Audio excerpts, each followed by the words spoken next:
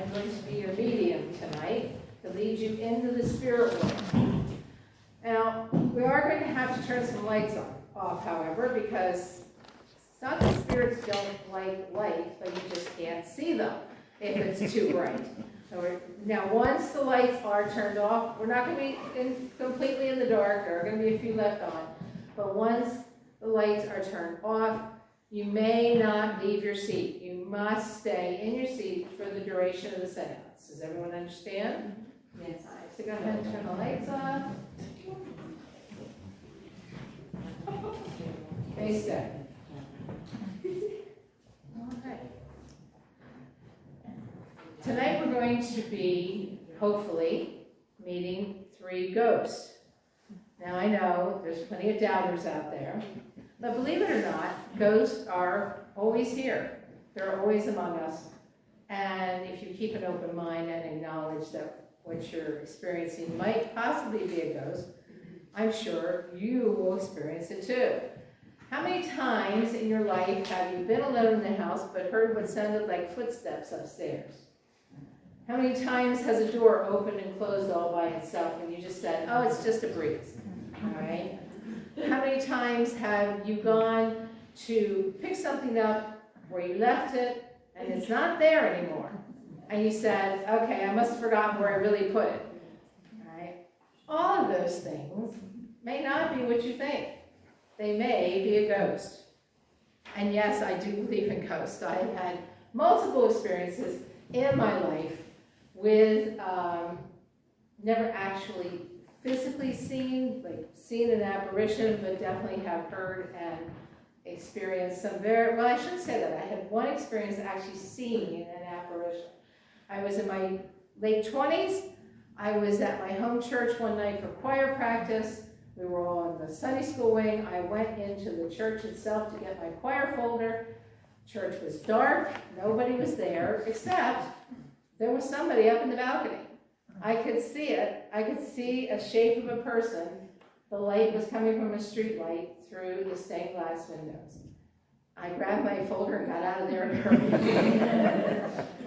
Another night, same church, choir practice. We're all in the Sunday school wing. We're all just, no one else is in the church but us for choir practice. Sunday school wing had its own entrance and exit, its own door to go to the outside. Midway through practice, we hear the door open and footsteps coming down the hall. Well, we all turned to look to see who it was, thinking maybe it was a pastor. Well, the footsteps came down the hall, past the open door, and kept on down the hall. The only problem was there wasn't anything physically there. Choir practice ended early that night. We were out of there. All right. My next, there's a church actually right here in Bangor, and no, I'm not telling you which one, that is most definitely haunted. And we think it's actually haunted by a former organist. It has happened on several occasions when the present organist has been practicing on the organ that the stops will come in and out all by themselves. No explanation, it just happens. This does seem, however, to be a benevolent ghost because every time a stop goes in and out, the music gets better. So that's why we think it was a former organist. All right. There is a house. And no, I'm not going to tell you where, but it's here in the Slate Belt. A friend of mine lives in it. They bought it when the former owner died. Her name was Mary. The only problem is Mary's still there. Mary never left. And she's for the most part benevolent, but she does have a tendency to move things around if she doesn't approve of the way my girlfriend arranges things. And they have definitely heard her going up and down the steps a lot, but they live with it. Right? There is, I have also had the experience in Gettysburg, and by the way, if you want to go any one place in the world where you increase your odds of seeing a ghost, go to Gettysburg. It is one of the most haunted places on earth. I was there late one night going back to my hotel, walking down the street, and off in the distance, in what was the no man's land between the north and the south, there was a drum beat, a drum cadence sounding. First, I didn't think I was actually hearing what I was hearing. I stopped walking and I listened, and I most definitely did hear a drum cadence. So ghosts are here, like it or not. And they do share space with us. Why? Who knows? There have been lots and lots and lots of theories over the decades. Even scientists have gotten involved in the discussion on what is a ghost. Physicists love this question. They think it's really intellectually interesting. Some physicists say that time is not what we think it is. Time is not linear. There is no past, present, and future. Everything that ever happened at any time is happening at the same time. So 1765, 1865, 5 BC, it's all happening at the same time. And sometimes, for whatever reason, the wall between those times we're able to pierce for a second and see something from the past. Another theory from another couple of physicists is that time actually is like ribbon candy. Have you ever seen ribbon candy at Christmas? It has these folds. And sometimes the folds may get too close, and you can see into another fold of time. But whatever it is, tonight we're hoping that you're going to meet a few ghosts from the Slate Belt. Slate Belt has a lot of ghostly history. There were, unfortunately, in the early years when the slate industry was booming here in the Slate Belt, there were a lot of violent, unexpected deaths in the slate quarries. Especially in the wintertime, a whole shelf of slate would break away from the wall of the slate quarry and come down and just kill somebody, smash it flat.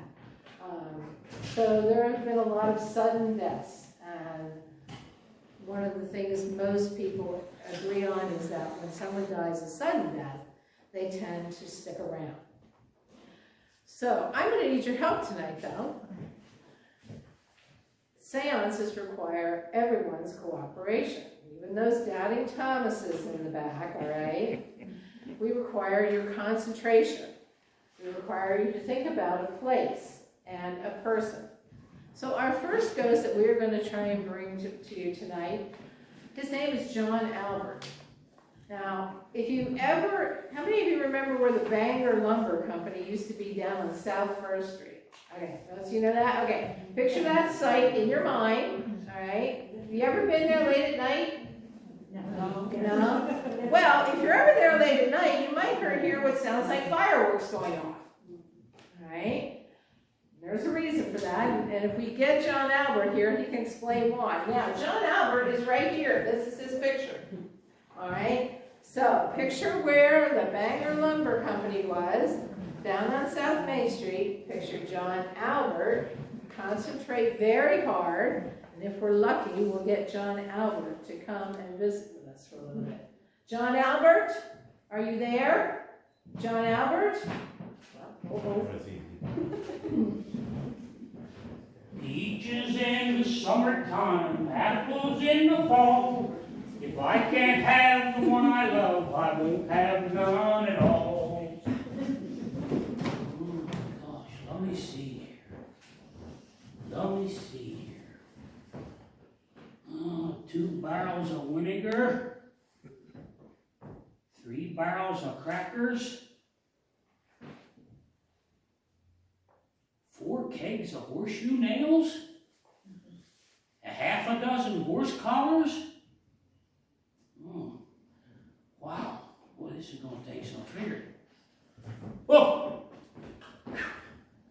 Boy, how did I get here?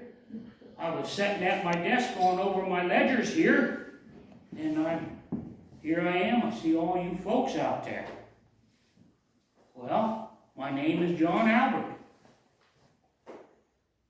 I was born in February in 1791, and I died in August of 1884.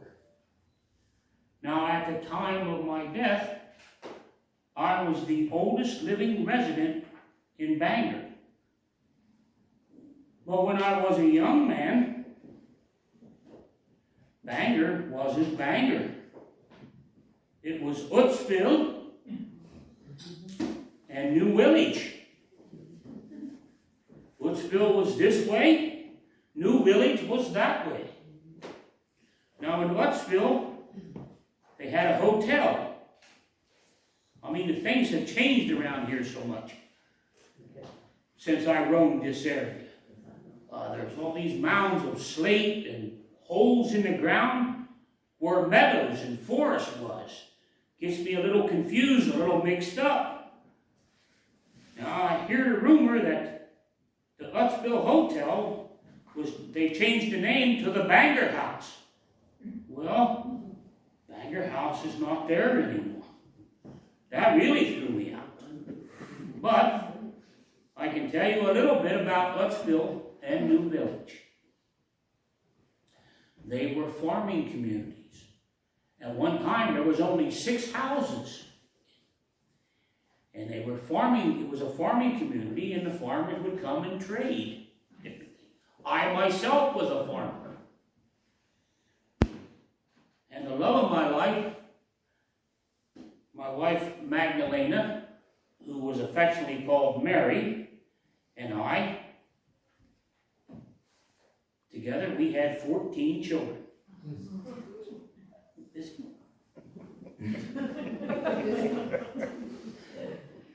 But getting a little ahead of myself here, I want to tell you a little bit about my ancestry.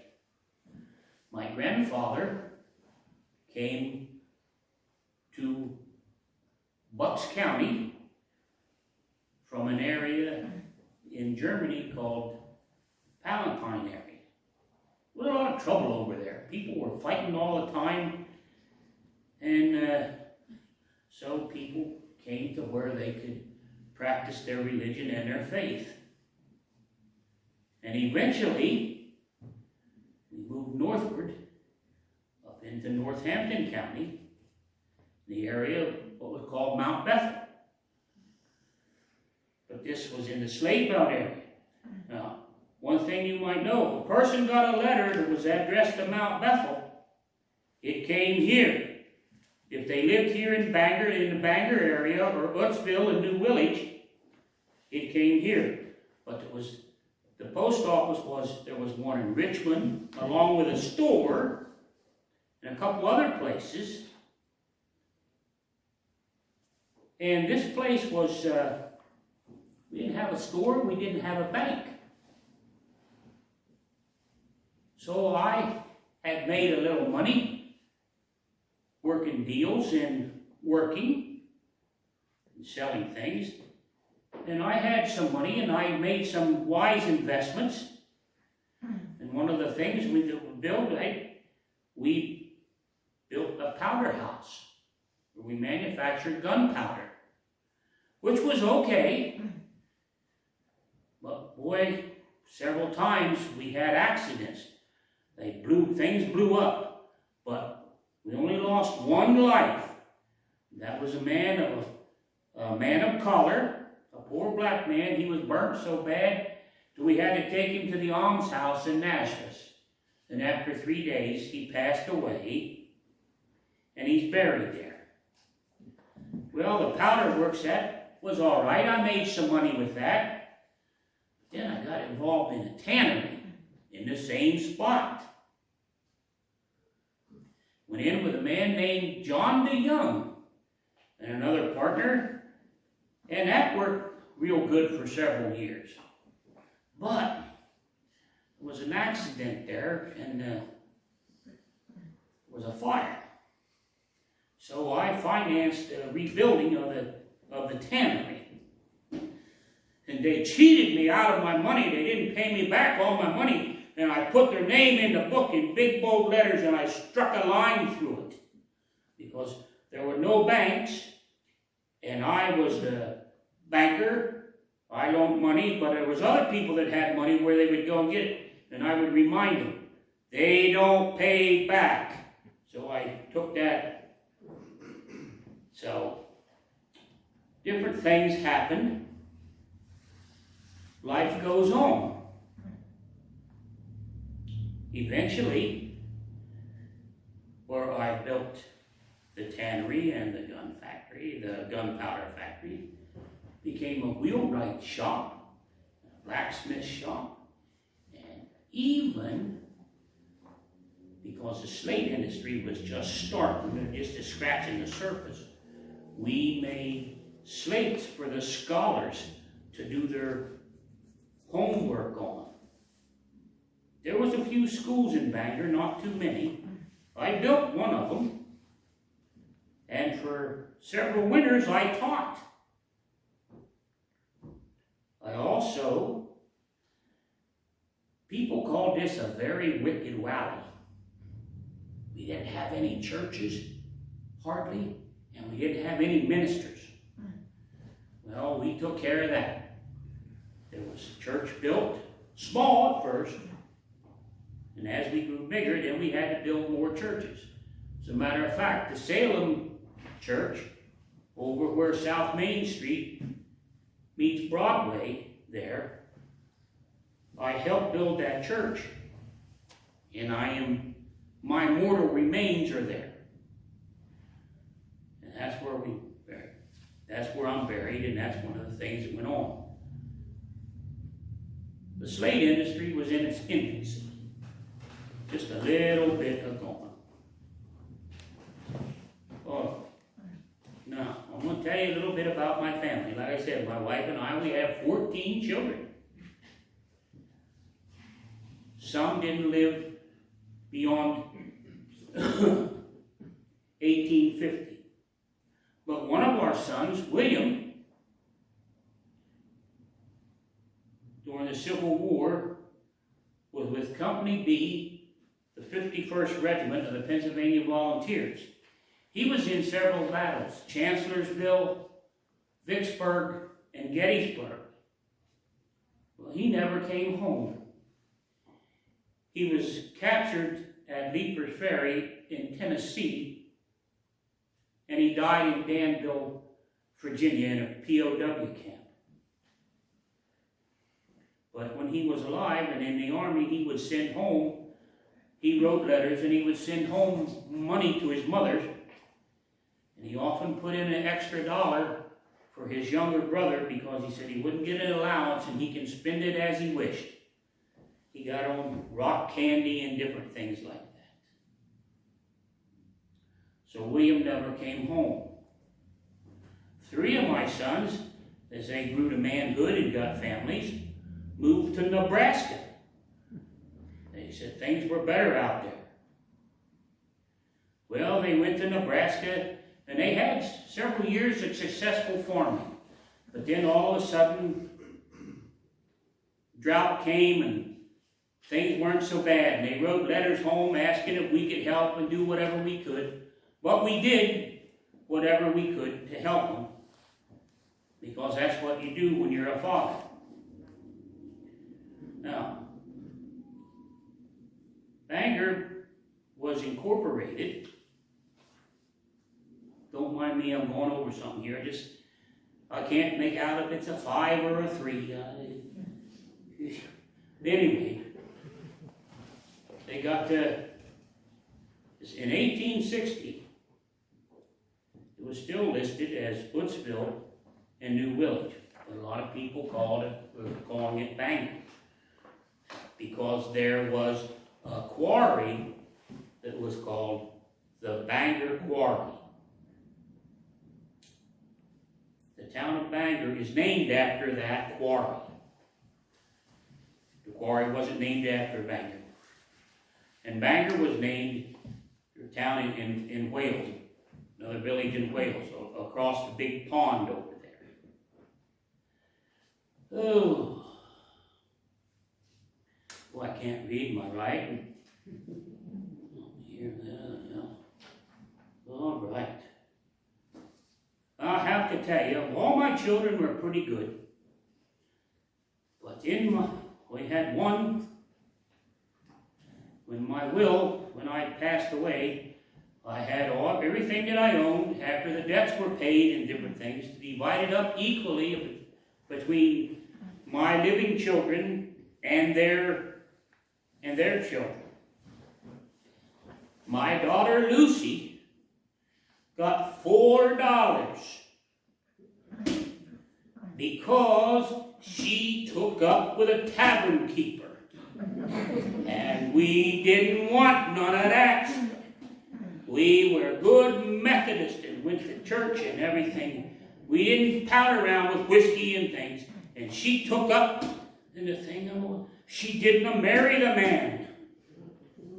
So, she's our daughter, yeah, but she got $4.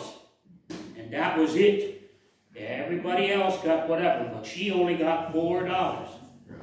She was a bad girl.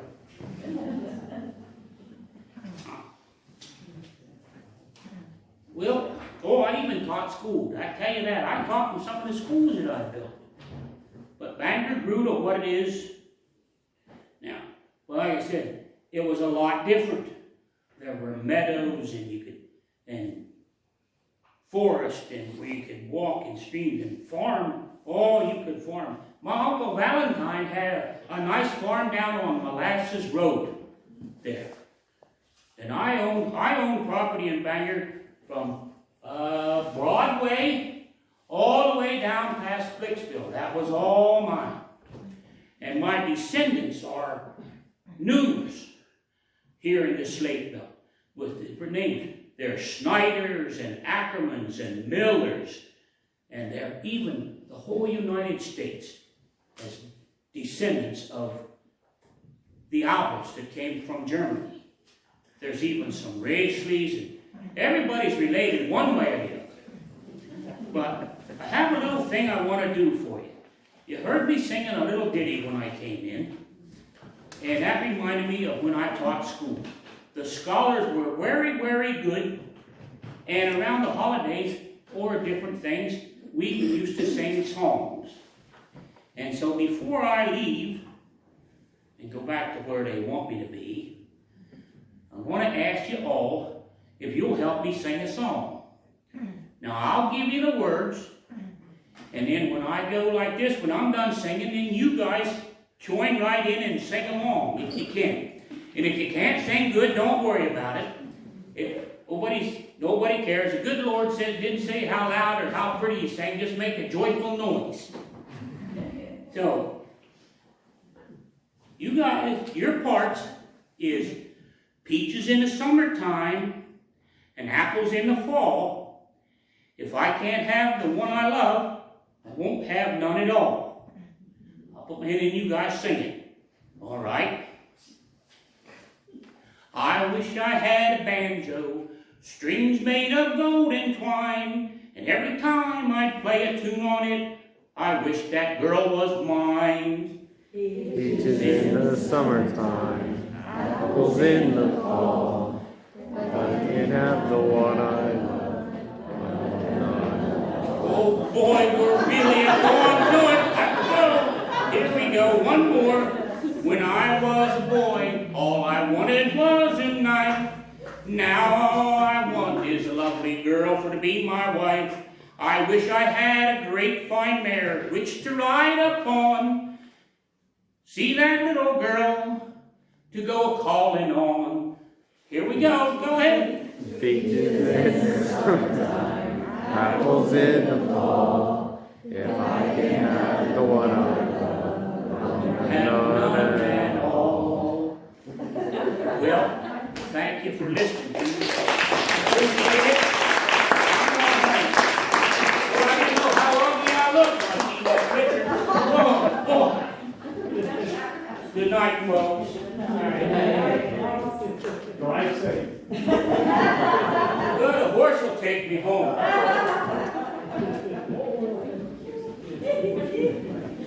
Thank you, John. All right. Well, congratulations, you summoned your first ghost. All right, I'm going to take you to another place now. Now, I hope that all of you have been in this building at least once. The Bangor Public Library. Please tell me you've all been there at least once. Yes. All right, so picture the library. If you walk toward the back, all right, where the steps go upstairs, Have you ever been there sort of late at night, right before closing? Have any of you ever heard the sound of someone snoring? No? No, not someone alive, somebody not alive. All right, if that ever happens to you, please don't panic. It's simply Olive Blake. So I would like all of you to please picture the back of the library, back where the steps are, and think of the name Olive Blake. And we'll concentrate on that. Olive, are you here? Olive? Oh, I think she's coming. She's coming. Get out of the way here.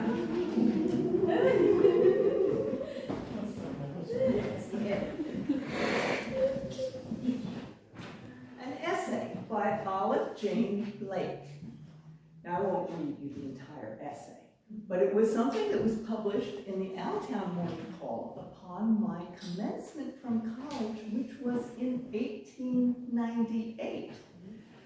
You know, those of you who remember me, either remember me as Miss Blake, the librarian, or those of you who are members of the Blake or Lewis or Miller families probably remember as Aunt Ollie, the relative who lived to be 96. Well, I was so old for so long that people just forgot that I was ever a young person. But in fact, I was. And so tonight I want to start you at the beginning. In fact, before the beginning, before I was born, so you can hear a little bit about where we came from. My father was William Blake, and he was born in Devonshire in England, a Slater, the son of a Slater, and his brothers were Slaters. They were kind of a Slate family. And at 17 years old, my father realized there was really no future for him in Cornwall. He saw that the economy wasn't great, and he'd heard that the streets in Pennsylvania were made of gold. So he came to this place in Pennsylvania that had no name. It was just the Blue Mountain Post Office, which I believe became known as Penargil.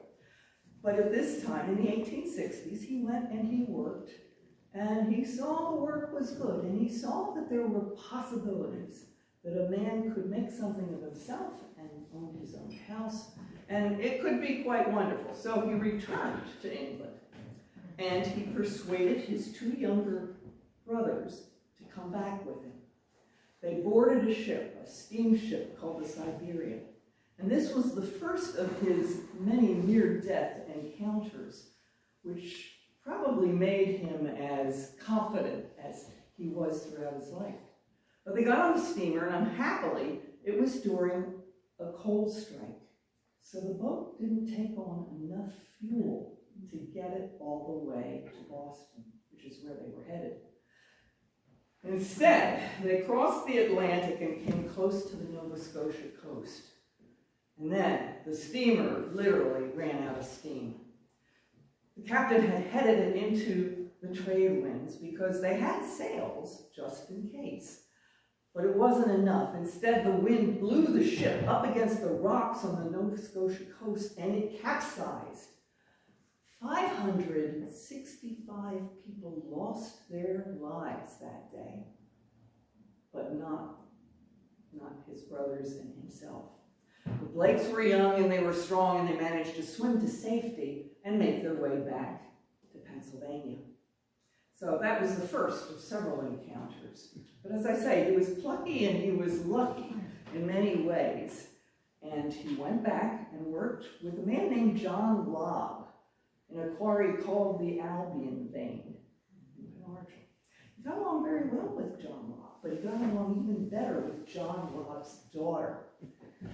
And within a few years, they married and started a family, and I was the firstborn.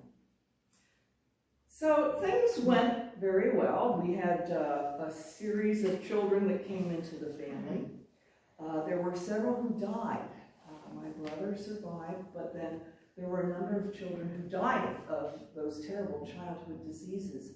And then about 12 and 13 years later, I had two more sisters come along, Marion and Amelia. And as the family grew, so did my father's fortunes. He was involved in the Delaware Quarry. He was involved in the Bangor Central Quarry. He was involved in the Bangor Vein, and he made some very good investments. And finally, in the Columbia Bangor Quarry that you can still see. If you drive along the highway toward East Bangor and you peer over the edge of the road, you can look down and see the water. And behind it is a great mountain of slate, and at the top of that was a landing where they made every sort of slate product you can imagine. As a matter of fact, we have some examples in this building. Well, he did very well, and by 1892, he thought we really needed a bigger house, so he constructed a lovely one at 6th and Market Street, and we moved in. And then he decided that his daughters were not just going to be infant children, they were going to be ladies. So he sent me to the Allentown College for Women, which you would know as Cedar Crest. And then my sisters followed and went to college some 10, 12 years later by going to Centenary and Mount Ida, which is up in Massachusetts. And there I learned how to deport myself like a lady. I learned that speech which many people remember. There are those who talk about how they can recall my voice at the library, and that it was different from other people's. I learned to enjoy reading. I loved literature, and that would put me in very good stead as I grew older. In 1899, my mother died, and that left me, after my graduation, it left me as sort of the mother of the family with these younger sisters. And sometimes I would even accompany my father on his business trips. Once we went to California and stayed in Los Angeles, which was an amazing thing for someone in 1904, especially for a young girl. A few years later, one of my sisters decided she wanted to be a nurse, and she trained in New York City. Well, at the time, young girls were not supposed to live on their own, especially if you were single. It just simply wasn't done. So I went and accompanied her, more or less as a chaperone. And not that we did anything untoward, but it was certainly an eye-opener. So I really learned quite a bit living in the city. By the 1920s, we'd returned home. My sisters married, and I was still at home. And I became involved in all of those women's organizations where women held some power. One of them being the Women's Club. And in 1921, they decided they were going to act on an idea they'd had many years before, and that was to create a public library. And they did small things like bazaars and door-to-door collections, that sort of thing. But they also did what other nonprofit groups do even today. When they want to raise a little money, they say, hey kids, let's put on a show. So they did, and the show was called Miss Bob White. It was a musical comedy they performed in the Opera House that was on Broadway. And they managed to generate $1,000, a monumental fee. And with that, they bought books and set up shop, quite literally, in a shop in the building that's now Sabatini's. They were there for a few years and then had to move down a few more storefronts to the Scene building. And then 3 years later, they moved over to a building that was right next to this place, which became the Beehive. And we're there for several years, but we were really feeling like nomads because we had to move every single time. And the building up here was not single purpose. There were other groups that used it. So it wasn't the perfect library. And then, actually they appointed me librarian in 1932, and that started my long tenure of more than 3 decades as the librarian. So something good happened and something terrible happened in 1939. I'll tell you the bad news first. Mrs. Ida Steinmetz, one of our best members and most faithful readers and volunteers, died. So it was very unhappy for her. But the good news was that her husband, Robert Steinmetz, a local undertaker and furniture dealer, decided the very best tribute he could make for her was to find a permanent home, a single-purpose home for the library. So he bought what was the recently vacated stone building that's down on Main Street, and he gave a considerable amount of money to refurbish it, took out the counters and the bars on the window, and constructed a second floor so that the women's club would have a place to stay and meet and plan all of their fundraising events. And in 1940, it was turned over to the Borough of Bangor and became the Bangor Public Library. So now I became the librarian, and time was moving on. You know, things changed. Skirts rose and hats came off. And I was a mature woman at that point. I was well into my 40s. But there I was with this little castle of my own, and I was the person who was running it. I think one of my favorite programs was something called Children's Story Hour. And there may be a few in here who actually remember that as well. And every Saturday morning at 10 o'clock, the children would come and sit in a little circle around me in their tiny chairs, and I would read them a story. And you know, even today, there are people who say they can conjure up my voice reading the stories, and that it's because of that story hour that they learned to love reading, that it opened totally new worlds for them, and they're forever thankful that they had that opportunity. And that's maybe my best legacy. I'm very proud of that. So time went on, as I say, and the library got bigger. We had a whole 3 rows of books, which was quite exciting. And we tried to raise money little ways. Actually, I noticed these paintings here, the big one over here, and the one down here. And if I see correctly, it's Doney. It's Robert Doney, who was a young school teacher, an art teacher in Marshall at the time. And he and Catherine Oxford, who was the art teacher in Bangor, used to organize art shows. And they were really very well attended. We made a little bit of money for the library. And they drew people from the Poconos and the Lehigh Valley, so it was really quite lovely. We sold potted plants. And the girls in the women's club would go door to door collecting money. And the library grew, and we got more people coming, especially from the rural delivery areas, and more books. And as I say, time was going on, and I was getting to be older.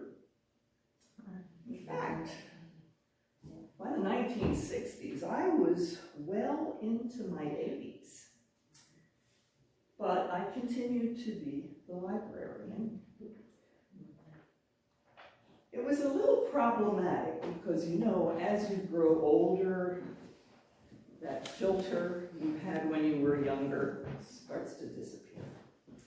So you would do things you maybe would not have done earlier.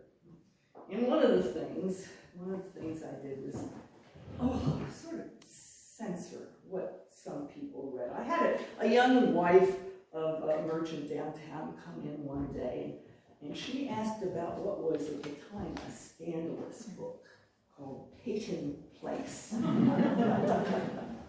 Now, understand, I was not born under a cabbage leaf. I knew some of those things happened right here in this valley. In fact, I could probably name names if asked. I didn't gossip, but you know, I was, as they say today, an information specialist. So I knew.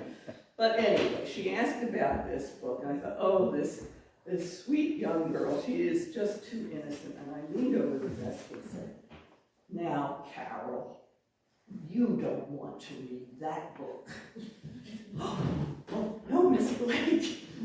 So it worked. I think she was so startled that she did that.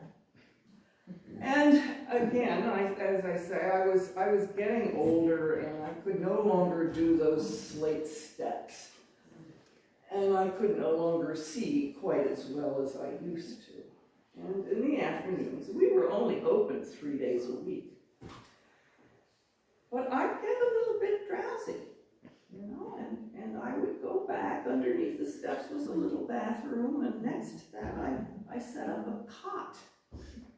And when the sun came in the afternoon, when the library got very warm, I would go back and lean back and close my eyes and start to drowse.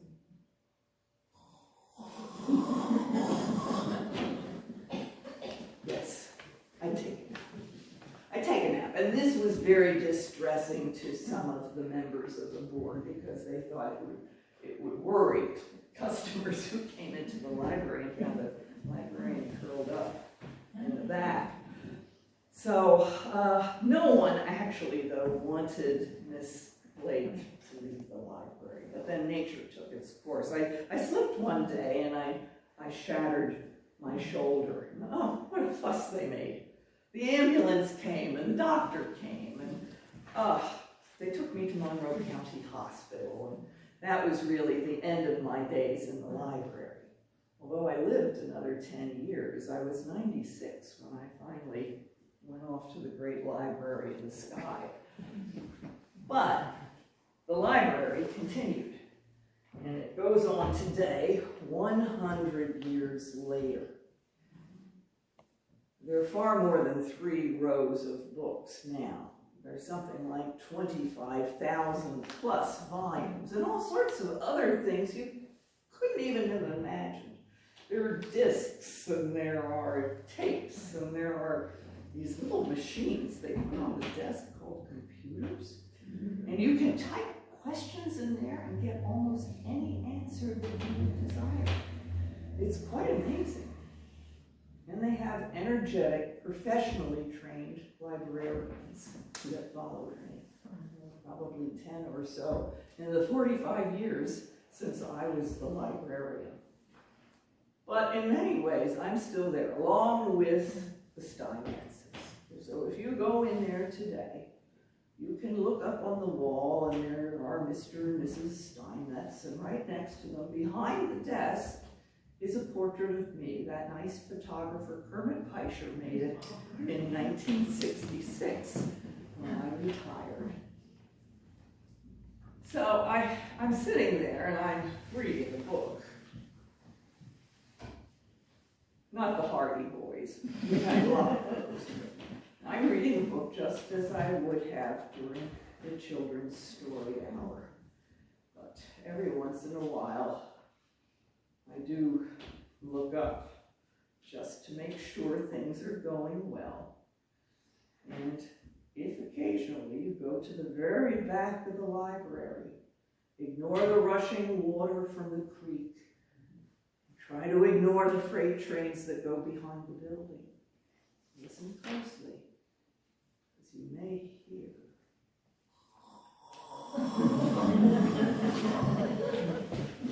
Be quiet. I don't want to wake Miss Blake.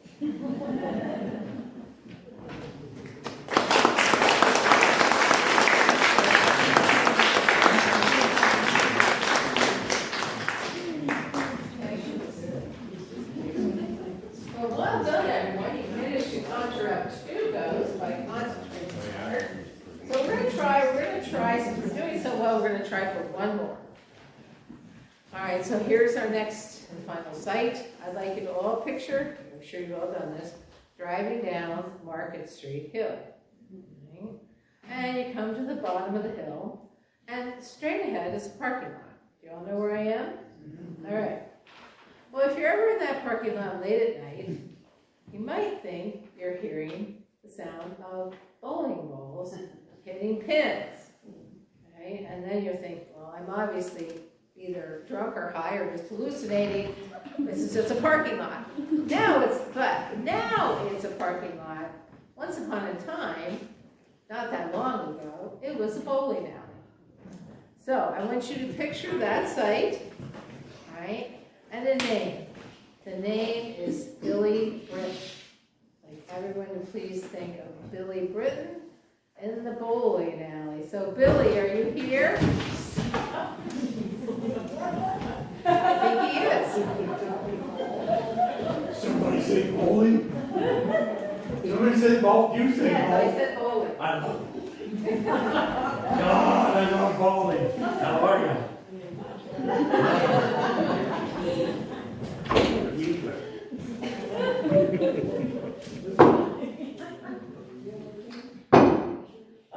It helps. It helps.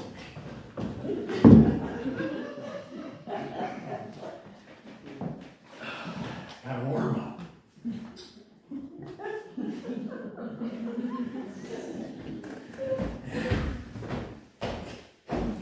Did I tell you I love bowling?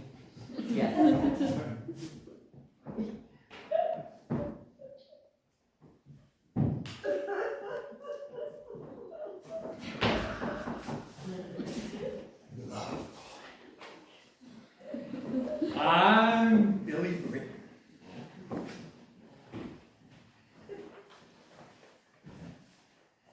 You like those other two ghosts? I was listening. I was thinking,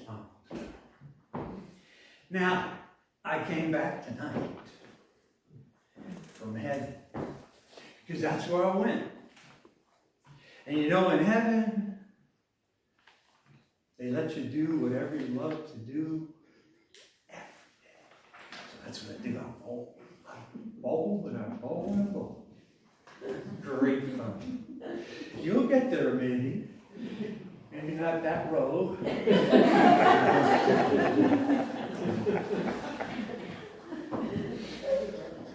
But I came back because I wanted to talk to the residents of Slate Belt. Because you know, when I was a little kid, they used to refer to me, not with my name. My friends called me Billy. My friends knew, my family knew.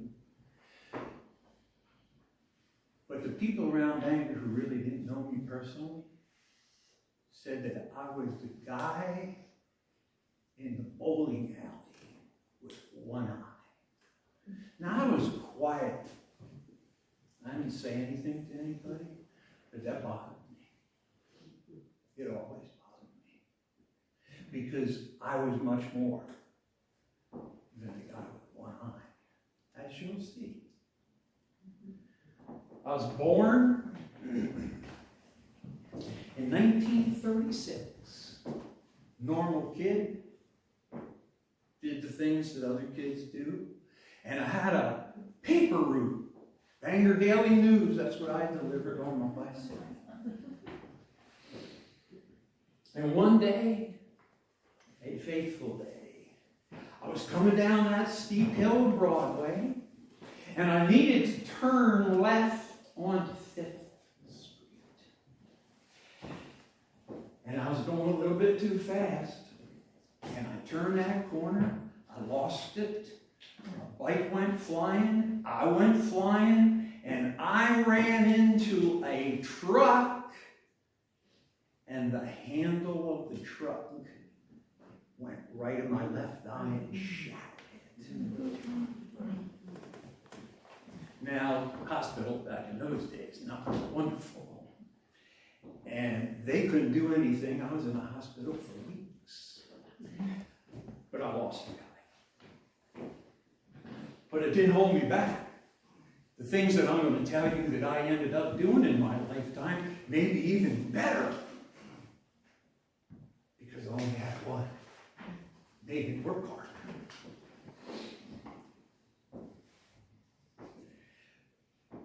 So in 1953,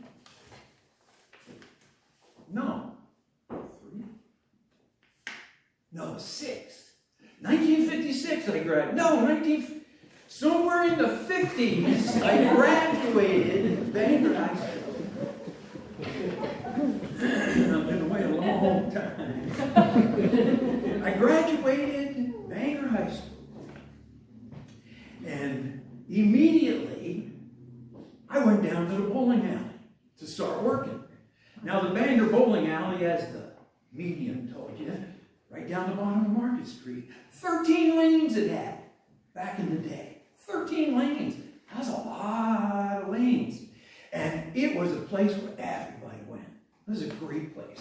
Chubby Delabo owned it. He was a good man. And we used to, when we were in school, we actually went down, and that was our gym class. For those of you who are old enough to remember. That was our gym class. It was great fun. So I graduated and went down there because, like, I was bowling and I was getting pretty good. And in those days, it was before automatic bowling machines, pin setters, the automatic ones. So back in the day, I was a pin boy. Now that's famous, because pin boys were all over the world. Pin setters did it manually, no machines, and this is how they did it. You'd sit up here in the pit, like if this was the bowling alley right here, and I was in charge of this lane. And you'd sit up here in the pit, you'd get your legs out of the way because you didn't want to break your legs because those pins are heavy. So when the bowler would bowl the ball, it would knock down pins, and then after it knocked down the pins, then the pin boy would jump down, take all the pins out, push them to the side, and there would be the spare that he had to make. Then you jump back up. Now sometimes you had to do like 3 or 4 or 5 lanes at the same time. You'd jump over here, jump over here, jump over here. And they tipped you if you did a good job, so you wanted to make sure everything was clear.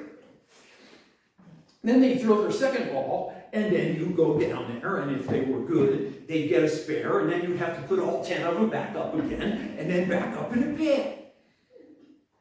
This was done all over the world. Pin boys made anywhere from $2 to $4 a week. $2 to $4 a week.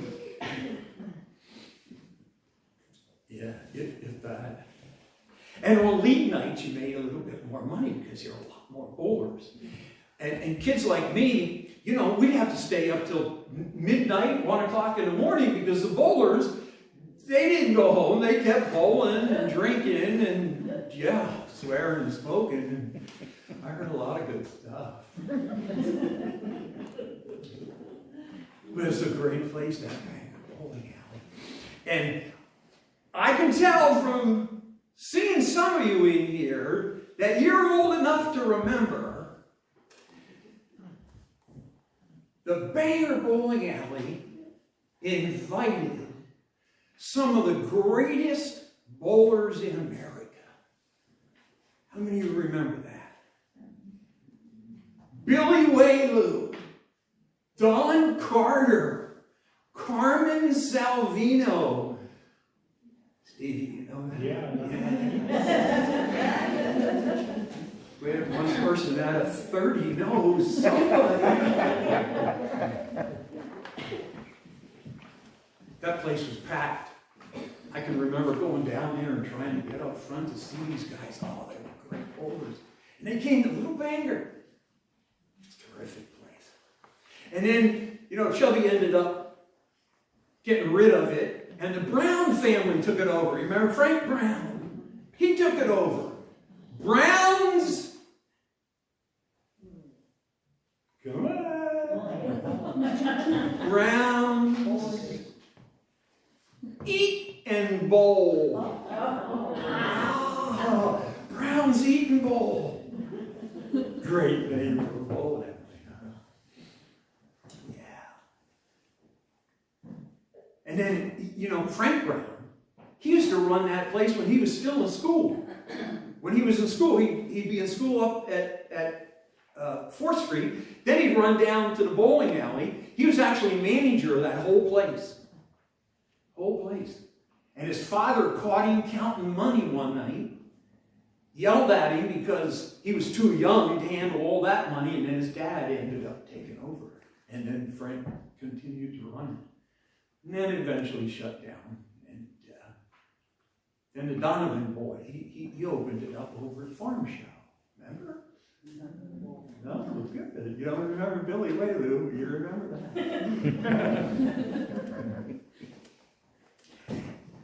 The cardinal rule for a pin setter: never. God! Look at that baby. Never do you roll the ball back to the bowler until you get the pins set up. Know why? Because if you roll that ball back before the pins are set up, damn, they think they're funny, because when you're putting the ball back, they're going to roll that ball and hit it. Cardinal rule.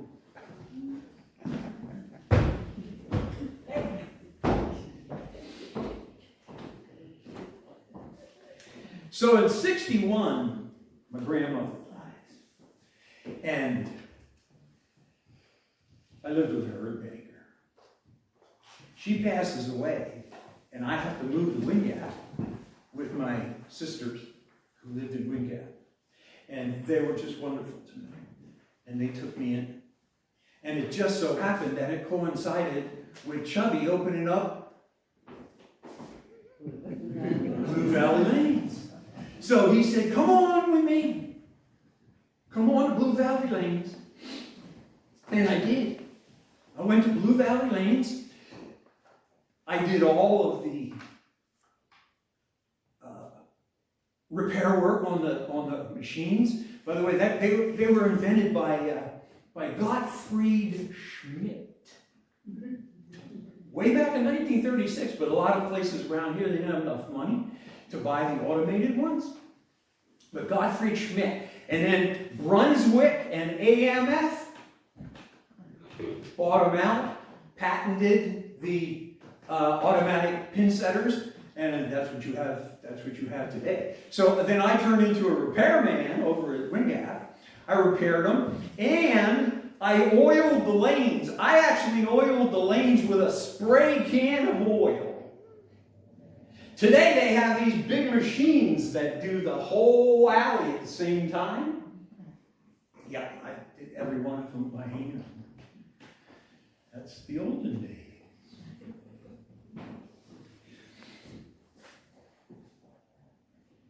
And I'll tell you what, I was good. I was. Billy Britton, not one-eye guy. Billy Britton was good. First 300 game ever bowled at Blue Valley? Me. Yep, that's the only one I ever had. Hall of Fame. Billy Britton, bowling Hall of Fame. Pretty good. I bowled 5 700 matches in 76. That's good. 208 average. Who's a bowler in here? Young girl there? What do you bowl? What's your average? What's your average, Dan? Level 40. 140. 140?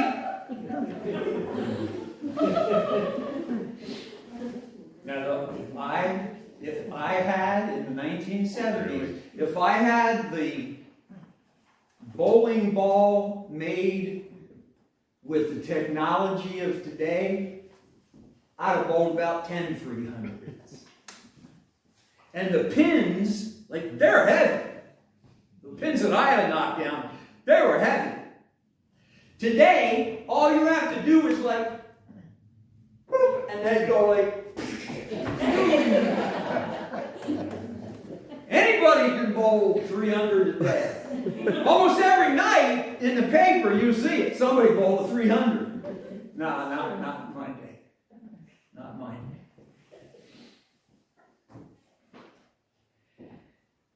Well, I got old, of course. Got old.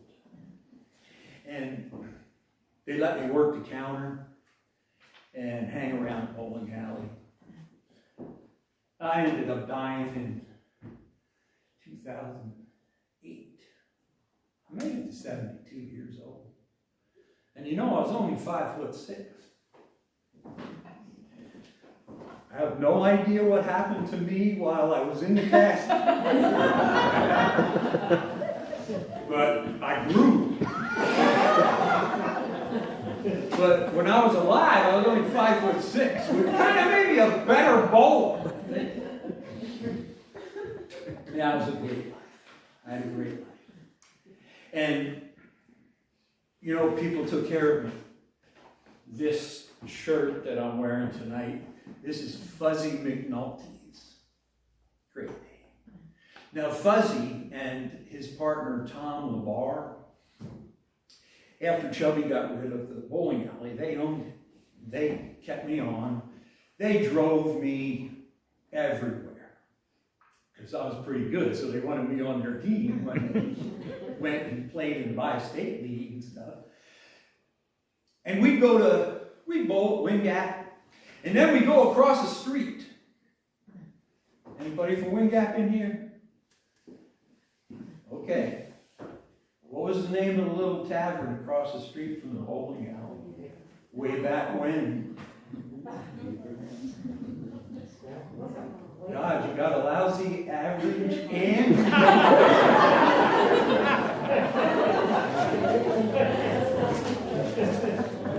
No? Epps. Oh. Yeah, we go over to Epps and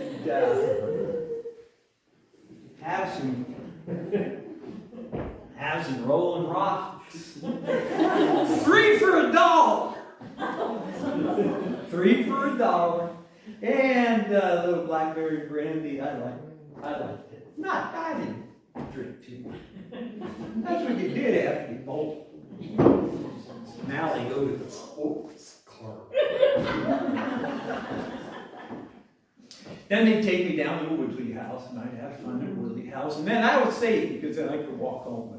My sister's house was pretty close by. So I make it to 72 years old. I pass away. And you know, I have some very, very good friends. Very good friends. And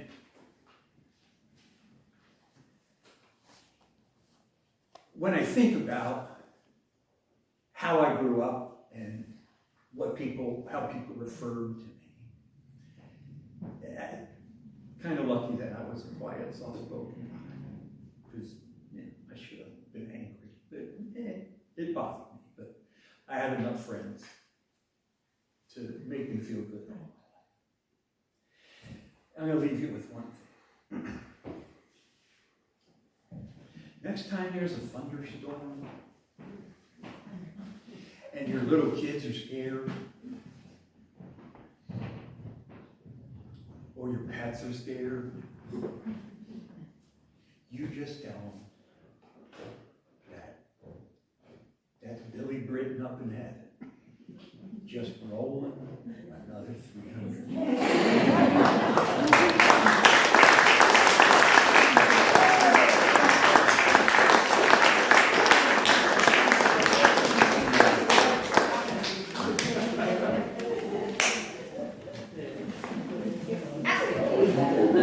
Billy left all the stuff behind here. Well, congratulations. Thanks to your powers of concentration and believing, despite the doubters in the audience that I know are there, you actually summoned 3 ghosts tonight. I implore you as you go forward in life to, be open. Be open to possibilities. Don't just discount the fact that don't say there's no such thing as ghosts. Because there are such things as ghosts. And if you open your eyes, listen a little harder, You may just see one of your own, all right? So before we turn the lights back on, we would like to see if we can get all the ghosts back here one more time. So, ghosts, are you, John Albert and Olive Blake and Billy, Billy's right there, he's ready to come and say hello, say goodbye. Somebody say bowling? So can we thank all of our ghosts?